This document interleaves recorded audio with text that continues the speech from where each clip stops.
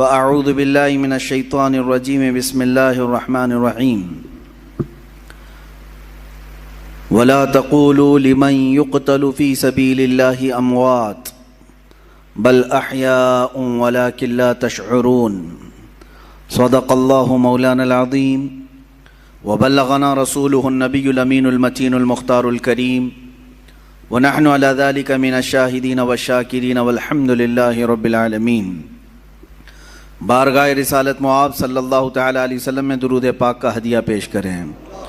اللہم صلی علی سیدنا و مولانا محمد معدن الجود والکرم وآلہ واصحابہ الکرام وابنہ الکریم وبارک وسلم صلاة دائمة سرمدا ابدا۔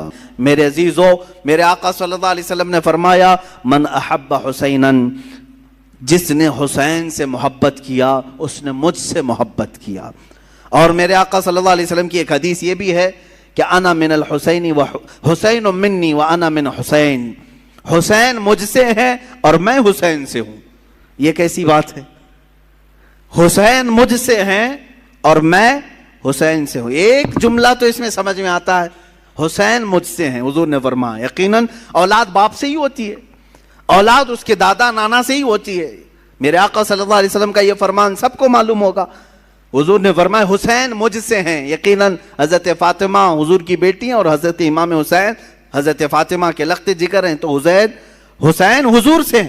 لیکن جو دوسرا جملہ ہے میرے آقا نے فرمایا میں حسین سے ہوں، یہ کیسے؟ میں حسین سے ہوں، بھلا کوئی نانا اپنے نواسے سے ہو سکتا ہے؟ لیکن میرے آقا نے فرمایا، ہم محدثین اس کی تشریح میں فرماتے ہیں حسین مجھ سے ہیں کا مطلب یہ ہے کہ اولاد کے اعتبار سے حسین رسول سے ہی ہیں، اور حضور نے جو فرمایا میں حسین سے ہوں اس کا مطلب ہے کہ میرا پورا دین حسین سے چلنا ہے۔ اسی کی تشریح کرتے ہوئے امام الہند سلطان الاولیاء غریب نواز نے فرمایا تھا شاہ است حسین بادشاہ است حسین، دین است حسین دین پناہ است حسین، سرداد نداد دست در دست یزید حقا کے بنائے لا الہ است حسین۔ فرماتے ہیں معین الدین حسن چشتی غریب نواز اپنے ہی دادا اور اپنے ہی نانا کی شان میں امام حسین شاہ ہیں، شاہ نہیں بلکہ بادشاہ ہیں۔ شاہ میں اور بادشاہ میں فرق سمجھ میں آتا ہے؟ ویسے تو سب لوگ کہتے ہوں گے فلاں شاہ ہے فلاں بادشاہ ہے، دونوں میں فرق ہے۔ شاہ جو ہے سلطان کو کہتے ہیں اور بادشاہ کنگ میکر کو کہتے ہیں، جو بادشاہ بناتا ہے، جو شاہ بناتا ہے اس کو بادشاہ کہا جاتا ہے۔ اور دین است حسین دین پناہ است حسین، حسین پورے دین کا نام ہے، حسین دین کی حفاظت کرنے والے کا نام ہے۔ اپنا سر دے دیا، ہاتھ یزید کے ہاتھ میں نہیں دیا۔ حق تو یہ ہے کہ لا الہ کی جڑ کا نام حسین ہے۔ اب سمجھ میں آیا حضور حسین سے کیسے ہے؟ حضور حسین سے کیسے ہیں؟ رسول پاک صلی اللہ علیہ وسلم کا دین حسین سے ہے۔ جو حسین پاک سے نفرت کیا، بغاوت کیا، وہ دین سے نکلنے والوں میں سے ہے، خارج ہونے والوں میں سے ہے، میرے آقا صلی اللہ علیہ وسلم کو ایذا دینے والوں میں سے ہے۔ میں ابھی چند دن قبل، ابھی اسی محرم سے قبل ایک بات سنا، کسی سعودی لقوہ مارے ہوئے آدمی کو یہ کہتے ہوئے سنا، ہاں ریالوں نے جس کا لقوہ مارا ہے جس کے عقیدے پر، اگر یہ دو شہزادوں کی لڑائی تھی کربلا کی، دو شہزادوں کی لڑائی تھی، یعنی حضرت حسین حضرت علی کے شہزادے اور یزید حضرت امیر معاویہ کا شہزادہ، آپس میں دو بڑے بڑے لوگوں کے بیٹوں کی لڑائیاں تھیں۔ اس بیوقوف کو معلوم کہاں ہے، کہاں کس کو شہزادہ کر رہا ہے، کس کو شہزادہ کہہ رہا ہے۔ ہاں حسین ابن علی رضی اللہ تعالیٰ یقیناً شہزادہ رسول ہیں، لیکن یزید کو شہزادہ کہا جائے گا؟ پلید ہے، جس کے نام کے ساتھ ہم پلید کا لفظ استعمال کرتے ہیں۔ یہ شہزادوں کی لڑائیاں نہیں تھی، حق و باطل کی لڑائی تھی، حق و باطل کی لڑائی تھی، اور نہ ہی دو خاندانوں کی لڑائی تھی، اور نہ ہی یہ سیاست کا معاملہ تھا جیسے آج کچھ لوگ یہ بھی پیش کرنا چاہتے ہیں۔ جیسے پہلے یہ جوکر نائک کہتا تھا کہ یہ سیاست کا معاملہ تھا، یہ سیاسی معاملات تھے جس کی وجہ سے یہ لڑائیاں ہو گئی۔ ان کو ایسا لگتا ہے کہ سیاست اس وقت ایسی ہی تھی جیسے الیکشن کے لیے، ووٹنگ کے لیے جگہ جگہ گھومنا پڑے۔ ارے حسین اعظم ہے، حسین اعظم ہے، رسول اللہ کے نواسے ہیں۔ اللہ تعالیٰ نے ان کو اتنی طاقت و قوت عطا کی تھی، وہ چاہتے تو پوری دنیا پر اپنی حکمرانی قائم کر لیتے. انہوں نے میرے آقا کے فقر و فاقے کو پسند کیا. اگر ان کو حکومت ہی پیاری تھی اور سیاست ہی کرنا تھا تو اپنے باپ کے انتقال کے بعد فوراً کھڑے ہو جاتے. حضرت امیر معاویہ 20 سال تک خلیفہ رہے, تب تک امام حسین نے نہیں مطالبہ کیا. اگر ان کو یہی سب شوق تھا بادشاہت کا, سیاست کا, تو وہ تو حضرت علی کے بیٹے تھے. خلافت حضرت علی کے بعد ختم ہو رہی تھی تو وہ دعویٰ کر سکتے تھے کہ میرے باپ کی خلافت اب مجھے آئے. نہیں دعویٰ کیا کبھی. یہاں سے بات سمجھ میں آتی ہے 20 سال کے بعد اگر وہ مدینے سے اٹھ رہے ہیں تو صرف اس بات پر اٹھ رہے ہیں کہ نبی کونین کے دین پر کوئی غدار اور فاسق و فاجر کرسی نہ بچھا سکے. اور آج تک میرے عزیزوں اس کا اثر دیکھنے کو ملتا ہے.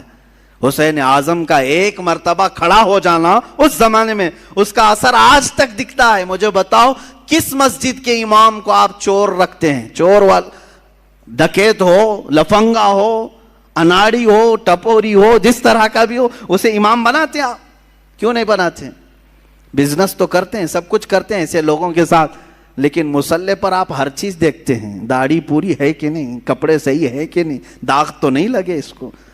ہاں, اور اگر یہ امام کہیں ادھر ادھر کس سے مل رہا ہے کس سے نہیں مل رہا ہے یہ تک آپ نظر رکھتے ہیں. اچھی بات ہے, نظر رکھتے ہیں, ٹھیک ہے. امام کے پیچھے پڑے رہتے ہیں, کیوں؟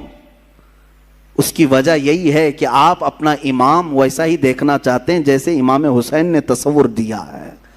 ہم حسینی ہیں الحمدللہ. بھائی یزید کو آپ نے امام تسلیم اسی لیے نہیں کیا کہ اگر رسول اللہ کے نواسے نے اس وقت اس کو امیر المومنین کہہ دیا ہوتا تو پھر قیامت تک آنے والے سب لوگ یہ دلیل بناتے رسول اللہ کے نواسے نے جب ایک فاسق و فاجر کو امام بنایا تھا تو ہماری مسجدوں کا امام چور ہو جائے تو کیا فرق پڑتا ہے؟ لوگ دلیل بنا سکتے. امام علی مقام نے قیامت تک آنے والوں کے لیے ایک ایسا مشعل پیدا کیا, ایک ایسی روشنی بنائی کہ اسی کے بل بوتے آج تک ہم چل رہے ہیں. عزیزان گرامی, حسنین کریمین رضوان اللہ تعالی علیہما حضور پاک صلی اللہ تعالی علیہ وسلم کی گود میں کھیلنے والے, یہاں تک کہ اکثر حضور کا جبہ مبارکہ کافی کشادہ ہوتا, کبھی پہن کے آتے ہیں. تو صحابہ روایت کرتے ہیں کہ کبھی کبھار حضور اکرم صلی اللہ علیہ وسلم اپنے جبے کے اندر کوئی چیز چھپا کر کے آتے تو ہم دیکھتے کوئی قیمتی چیز چھپا کر آئے ٹھنڈیوں کے دنوں میں, لیکن وہ قیمتی چیز وہی شہزادے ہوتے تھے, حضور کے جبے میں چھپے ہوئے ہوتے ہیں. حضرت حسن مجتبیٰ اور حسین اعظم رضی اللہ تعالیٰ. آپ اندازہ کریں صحابہ اکرام حضور صلی اللہ علیہ وسلم کی ایک جھلک دیکھنے کے لیے بے قرار رہتے, صحابہ حضور کے مہر نبوت کو دیکھنے کے لیے بے قرار رہتے, حضور اکرم صلی اللہ علیہ وسلم کے بوسے لینے کے لیے بے قرار رہتے. ان شہزادوں کی عظمت اور ان کی قسمت کو دیکھیں کہ ہمیشہ حضور کے جسم مبارکہ سے لگے ہوئے ہوتے تھے, یہاں تک کہ سجدے میں میرے آقا جائیں تو اس پر سوار بھی ہو جاتے تھے. میرے آقا ان کو ہٹاتے نہیں تھے, لمبا سجدہ کر لیتے لیکن ان شہزادوں کو گرنے نہیں دیتے تھے.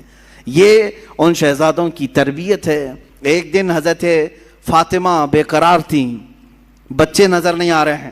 حضور پاک صلی اللہ علیہ وسلم گھر میں آئے, پوچھا بچے کہاں ہیں؟ حضرت فاطمہ کہتی ہے میں کب سے ڈھونڈ رہی ہوں, بچے نہیں مل رہے, چھوٹے چھوٹے تھے. رسول پاک صلی اللہ تعالی علیہ وسلم ڈھونڈنے کے لیے بھیجے تو دیکھتے ہیں مدینے مسجد نبوی کے تھوڑا سا دور ایک درخت کے نیچے دونوں بچے بیٹھے ہوئے ہیں, کھیل رہے ہیں, لیکن جبرائیل امین دونوں پر سایہ کیے ہوئے ہیں. ہاں, فرشتے سایہ کیے ہوئے رہتے ہیں. اور یہی حسنین کریمین ہیں, حضور پاک صلی اللہ علیہ وسلم گھر میں ان کو خود کھلایا کرتے تھے. بچوں کے ساتھ اگر کھیلنا حضور کا ثابت ہے تو ان شہزادوں کے ساتھ ہے. کشتی لڑا رہے ہوتے حضور پاک صلی اللہ علیہ وسلم, حضرت حسن اور حسین کی کشتی لڑا رہے ہیں. ہوتا ہے گھروں میں دو بچوں کی کشتی لگاتے ہیں, تو حضور صلی اللہ علیہ وسلم کس کی سائیڈ لے رہے تھے؟ حضرت امام حسن کی سائیڈ لے رہے تھے. وہ بڑے تھے اور حضرت حسن کو کہتے تھے حسن تم حسین کو یہاں سے پکڑو, ادھر سے پکڑو, ادھر سے پکڑو, جیسے ہم بچوں کو کشتی لڑواتے ہیں. میرے آقا صلی اللہ علیہ وسلم جب اس طرح کا مقابلہ کروا رہے تھے, حضرت فاطمہ گھر میں سے کہتی ہیں ابا جان یہ کیسی بات ہے, آپ بڑے کی سائیڈ لے رہے ہیں. حسن بڑے ہیں آپ ان کی سائڈ لے رہے ہیں، حسین چھوٹا ہے۔ حضور پاک فرماتے ہیں فاطمہ تم نہیں دیکھتی حسین کی طرف سے جبرائیل ہیں، جبرائیل ان سے کہہ رہے ہیں کہ حسن کو یہاں سے پکڑو، حسن کو یہاں سے پکڑو۔ اللہ اللہ، یہ شہزادے وہ ہیں جن میں سے ایک کو سید الانبیاء سپورٹ کر رہا ہے، دوسرے کو سید الملائکہ سپورٹ کر رہا ہے۔ اور وہ گھرانہ کیسا جس کے بارے میں امام زمن کہتے ہیں بے اجازت ان کے گھر میں جبرائیل آتے نہیں، قدر والے جانتے ہیں عز و شان اہل بیت، یہ رسول اللہ کے گھر والوں کی، اور ان کو کبھی ناراض کرنا میرے آقا کو ہرگز پسند نہیں تھا۔ حضور پاک صلی اللہ تعالیٰ علیہ وسلم کبھی ان دونوں بچوں کو ناراض ہونے نہیں دینا چاہتے۔ اس سے آپ اندازہ لگا سکتے ہیں کہ امام حسین جب پیدا ہوئے ہیں اسی وقت میرے آقا صلی اللہ علیہ وسلم کے گھر میں حضرت ابراہیم کی ولادت ہوئی تھی، حضور کے اپنے بیٹے۔ بی بی ماریہ قبطیہ سے حضور کے بیٹے پیدا ہوئے، ان کی عمر 6 مہینے کی ہو گئی تھی، اور حضرت فاطمہ کے گھر میں امام حسین پیدا ہوئے۔ آگے پیچھے تھوڑی سی ایک وقت ایسا آیا کہ حضور اپنے بیٹے کو لے کر بیٹھے ہیں۔ بیٹا کتنا عزیز ہوتا ہے، بیٹا اپنا بیٹا۔ 2 بیٹے پہلے حضور کے انتقال کر چکے تھے، یہ تیسرے بیٹے تھے حضرت ابراہیم، اور حضرت فاطمہ کے بیٹے حسین دونوں کو چوم رہے تھے۔ جبرائیل آئے، کہا آقا اللہ تعالیٰ کی منشا یہ ہے کہ ان دونوں میں سے کسی ایک ہی کو آپ رکھ سکتے ہیں۔ اللہ اکبر، چنو تو کس کو چنو؟ ایک طرف بیٹا ہے اور ایک طرف نواسا ہے۔ میرے آقا صلی اللہ تعالیٰ علیہ وسلم نے دونوں کی طرف دیکھا اور جبرائیل سے کہا اے جبرائیل، حسین کو میں منتخب کرتا ہوں۔ اپنے بیٹے کو جس پر وار دیا، رسول پاک صلی اللہ علیہ وسلم نے اپنے بیٹے کو جن پر قربان کیا، اس حسین اعظم کا ہم تذکرہ کرنے چلے ہیں۔ میرے آقا صلی اللہ تعالیٰ علیہ وسلم نے جن کا حد درجے خیال کیا، نمازوں میں، گھروں میں اور ہر جگہ، یہاں تک کہ اگر میرے آقا صلی اللہ علیہ وسلم کسی گھر دعوت میں گئے، کھانا وہاں پر رکھا گیا ہے تو پہلے کوئی چیز منگواتے اور آدھا اس میں سے کر کے کہتے لے جاؤ فاطمہ کے گھر دے آؤ، ان کے گھر میں فاقہ ہے۔ اپنے شہزادوں کا خیال فرماتے، اپنے نواسوں کا خیال فرماتے۔ عزیزان گرامی، یہی وہ اہل بیت ہیں جن کی شان میں قرآن کی کئی آیتیں نازل ہوئیں۔ وَيُطْعِمُونَ الطَّعَامَ عَلَىٰ حُبِّهِ مِسْكِينًا وَيَتِيمًا وَأَسِيرًا، یہ آیت ہے سورہ دہر کی 29ویں پارے میں۔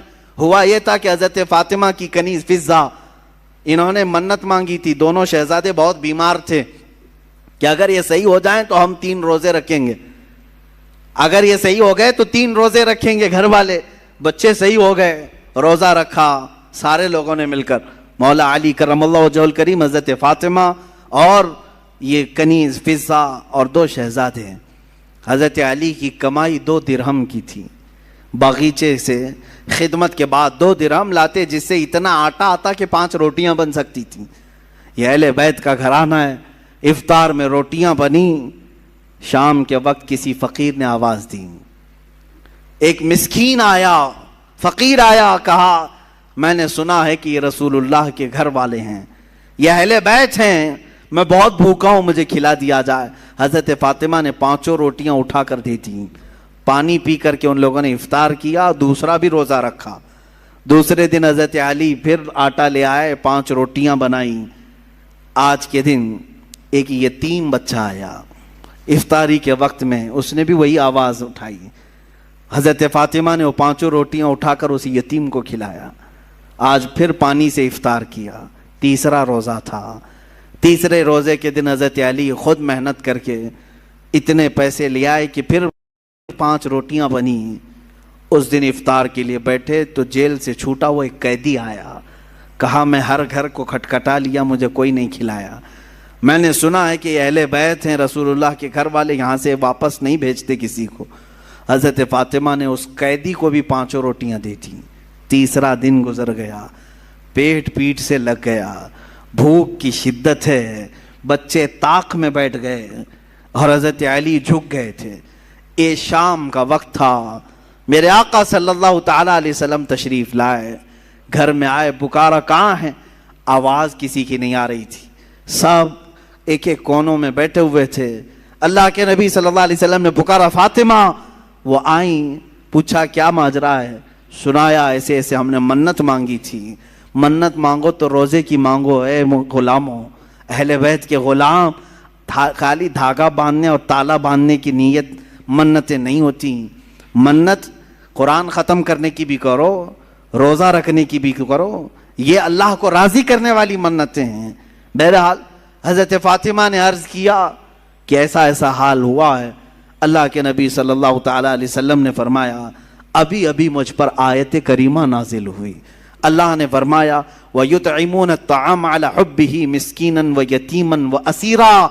یہ وہ لوگ ہیں جو اللہ کی محبت میں کبھی مسکین کو کھلاتے ہیں, کبھی یتیم کو کھلاتے ہیں اور کبھی قیدی کو کھلاتے ہیں. آقا کونین صلی اللہ علیہ وسلم نے فرمایا بشارت ہو فاطمہ, تم امتحان میں کامیاب ہو گئی. نہ وہ مسکین تھا, نہ وہ یتیم تھا, نہ وہ قیدی تھا. ہر دن اللہ کا ایک فرشتہ آتا تھا جو اہل بیت کا امتحان لے رہا تھا کہ یہ کتنا عطا کر سکتے ہیں. تم امتحان میں کامیاب ہو گئے اور اس دن ان کے گھر میں جنت سے اللہ نے خوان نعمت اتارا. عزیزان گرامی, یہ اہل بیت کا گھرانہ ہے. ان کے پاس امتحان لیا بھی گیا تو وہ سب عطا کرتے رہے. ان کی شان ہی یہی ہے. الحمدللہ ہم نے بھی بہت سارے سادات اور مشائخ کو دیکھا ہے, وہ نوازنے والوں میں سے ہیں, عطا کرنے والوں میں سے ہیں. رسول پاک صلی اللہ تعالیٰ علیہ وسلم کی یہ صفات ان کے گھروں میں آج بھی پائی جاتی ہیں. اللہ ان کا سایہ ہمارے سروں پر دراز فرمائے.